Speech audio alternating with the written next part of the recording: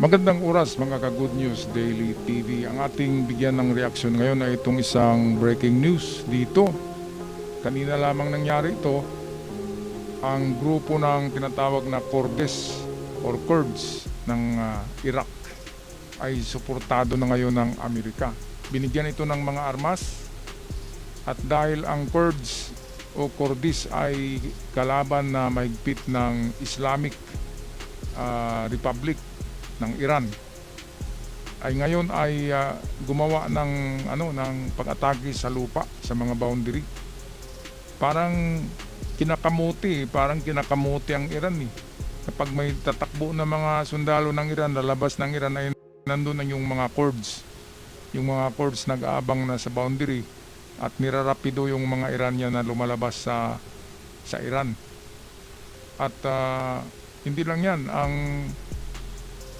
Saudi Arabia ay galit na sa Iran dahil pati kanilang mga oil refineries, mga mga mina ng langis, mga factory ng langis ay tinatarget ng Iran eh. Kung totoo na ang tinatarget ng Iran ay mga US bases lamang, bakit kasama yung mga factory ng langis sa Saudi Arabia? Kaya ngayon ang UAE, Qatar at Saudi ay nagpulong-pulong at balita natin aatakihin nila, sila yung tatapos kasi pilay na pilay, lumpo na talaga ang Iran ngayon, lumpong-lumpo na, kaya madali na lang sila tapusin ng Saudi, ng Qatar at UAE dahil nga natamaan yung mga hotel sa Dubai, natamaan ng ginawa ng Iran. Ano bang klaseng wala na ngayong kanilang mga general, tapos yung mga kung sino-sino na lang ang kumakalabit ng gatilyo Kaya yan ang nangyari, parang mga wild na mga misfire ng kanilang mga missiles kung saan-saan na lang Kaya dapat yan matapos na yan. Kaya kanina lamang pinagbutuhan din sa ating Senado, sa Kongreso, na susuporta ba tayo sa ginawa ng Amerika. Ang nanalo, of course, susuporta tayo. Kasi atin yan kaalyado natin yan parang fraternity yan. Kapag binugbog yung membro ng fraternity nyo, siyempre tutulong kayo as a brotherhood yan Meron tayong pinirmahan na na kasunduan sa Amerika na defense treaty, na kapag kailangan ng Amerika ang ating tulong, tutulong tayo. Kapag kailangan natin ng Amerika, tutulong sila. Ganun lang yun. May pinirmahan tayo Kaya ito, Iraqi Kurds launch ground offensive in Iran. Ayan breaking news yan. Balik tayo sa balita. It's big. A U.S. official telling Fox thousands of Iraqi Kurds have launched a ground offensive in Iran. Decimated, destroyed, defeated. All words the Pentagon used to describe Iran's various military forces on day 5. Inatake talaga ng Kurds. Disseminated, defeated, kung ano-ano na lang na nag-describe sa nangyari sa Iran ngayon. Nandyan pa yung Saudi at saka yung Qatar at UAE, atake na rin. Kasi depensa lang sila palagi sa kanilang mga interceptor. Ngayon, ay naisip nila na atakihin na natin yan. Mahina na yan. Di ba? Kasi yan talagang threat sa Dubai, sa UAE, sa Saudi at Qatar. Ang pinaka-threat talaga, kahit sa Kuwait, ang pinaka-threat ay itong Iran. Kasi matagal na ng Iran gusto na angkinin pati ang mga mina ng mga nabanggit ko na mga bansa. Gustong sakupin ng Iran ang buong Middle East, sila yung maghahari dyan, which is hindi mangyari habang nandyan ang Amerika. Takot sa Iran ng takot ang Saudi, ang Qatar, ang Kuwait, ang UAE. Kaya humingi sila ng tulong kay Trump. Sikreto lang yon. Diba? With consent yan Yung pagbomba ni Trump dyan, with consent yan, galing sa 3 mayaman na bansa dyan, yung nabanggit ko kanina. Hindi totoong si Trump lang ang nagdesisyon yan. Hindi totoo yan. Merong basbas yan galing sa hari ng Saudi, ng UAE, ng Qatar, ng Kuwait. Ganon yun, mga kababayan. Okay, so tapusin na natin tong balitang to. Breaking news. Pati Kurds ay umatake na rin sa Iran. Wala na, tapos na talaga. Of Operation Epic Fury. Moments ago, President Trump touting its success. So we're in a very strong position now, and their leadership is just rapidly going. Everybody that seems to want to be a leader, they end up Everybody dead. daw gustong magiging And- leader ng namatay na yung kanilang lolo na demonyo. Ang lahat daw gusto magiging leader sa Iran pero end up dead. Kaya natawa ako. Everyone else wanted to be a leader but the end up dead, sabi ni Donald Trump, ha. Kaya nakakatawa, end up dead eh. It's an amazing thing that's taking place. The missiles are Pati being yung kanilang mga wiped out launchers ng rapidly. missiles, They're wipe out na. Kanilang mga 7 na barko na pandigma ng Iran, lahat na lumubog. Di ba sabi ni Trump noon, palubugin ko yan to the bottom of the sea. Ay totoo, lumubog na kanina lahat. Kanina lamang. Lumubog lahat. Ano pa bang ipaglalaban ng Iran dyan? Ay nako. Kung gusto nyong mabuhay dyan, mga Iranian, mga IRGC dyan, ay magipag-deal na kayo kay Trump. Importante ang buhay kaysa ideolohiya yung panis. Ano bang klaseng ideolohiya yan? Sa larangan ng digmaan, kapag wala ng laban, hands up ka na. Itaas mo yung bandirang puti. Yun lang naman yun. Bakit magpakamatay ka kanino? Sa matanda? Ay naku na ideolohiya. Masarap ang mabuhay. Yun ang mahirap sa ibang klase kasi ang kultura nila eh. Lumaki sila sa kulturang terrorist. Kaya ganyan ang nangyari. Okay, balik tayo kay Trump. Launches are being wiped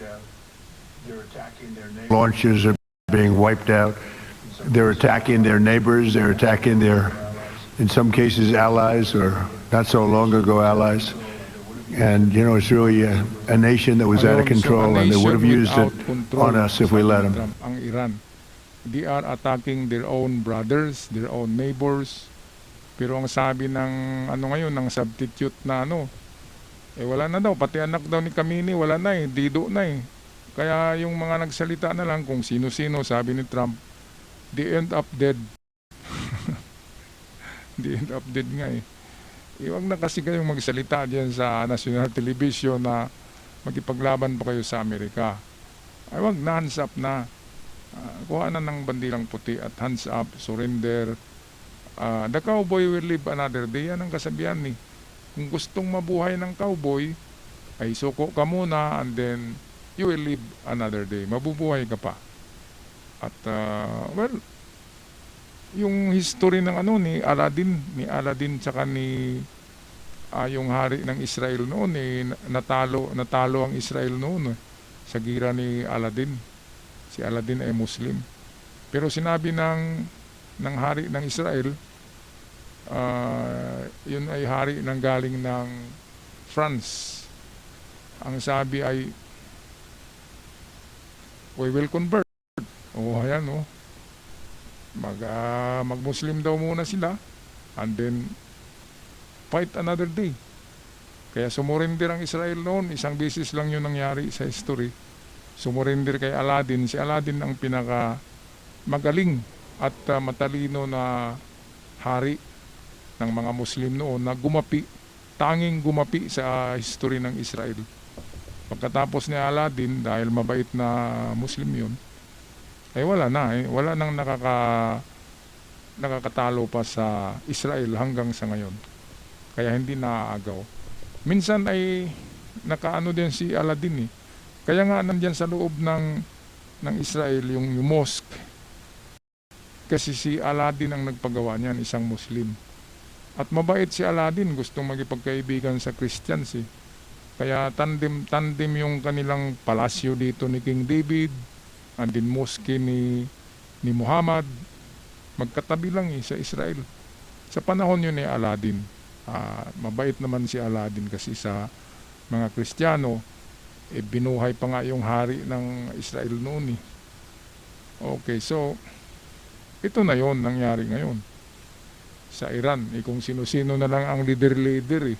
At kapag nalaman ng Israel na ikaw pala yung leader, ay hulugan ka ng bomba.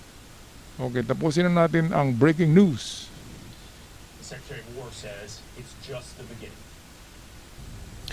The Secretary of War says it's just the beginning. We are just getting started. We are accelerating, not decelerating. Iran's capabilities are evaporating by the hour, while American strength grows fiercer, smarter, and utterly dominant. More bombers and more fighters are arriving. No? Ang Iran daw ay evaporating na, gumaganon na tunaw, evaporate. Siyempre naman, bagsakan ka ba naman ng lalaking missiles, di ba? Evaporate ka talaga. Ay, sabi ni Trump, I will raise your building to the ground. To the ground, magiging lupa yung mga building, magiging alikabok. Ay, totoo naman, di ba? Tinamaan yung gusali ni Kamini, nag-level sa lupa. Galing sa mataas, nagiging lupa. Ganon katindi ang Amerika, kaya wag niyong subukan, lalo na dyan sa China, ang sarap kumain ng noodles. Wag niyong subukan ng Amerika. Kung nakita niyo naman, sabi ni Hegseth, we are accelerating. Ibig sabihin mabilis. Hindi totoo yung mga vlog na nakita niyo na sinking daw yung US carrier. Sinking ng mata nyo. Anong sinking? Mga imagination na lang yun Yun na lang yung magawa ng mga trolls nila para sabihin na nanalo ang Iran. Wala. Panis. Panis talaga, mga kababayan. Kaya dito sa gera na ito, makikita ng buong mundo gaano ka-superior ang Amerika. Kapag sabihin ni Donald Trump 2 linggo lang ito, di ba, pang-6 na araw pa lang ngayon. Meron pang 8 days. At 8 days ay naku, ang laki ng mangyayari sa 8 days na natira. 2 weeks lang Isang matinding bansa, inararo ng Amerika. 2 weeks lang, di ba? Ang Ukraine, inararo ng Russia. Anong nangyari? 5 years na yata ang labanan nila. Walang nangyari. Ibig sabihin, mahina ang Rusya. Hindi katulad sa Amerika. Okay, so tapusin na natin ang ating video. I think just today. We can sustain this fight easily. I think just today. We can sustain this fight easily for as long as we need to.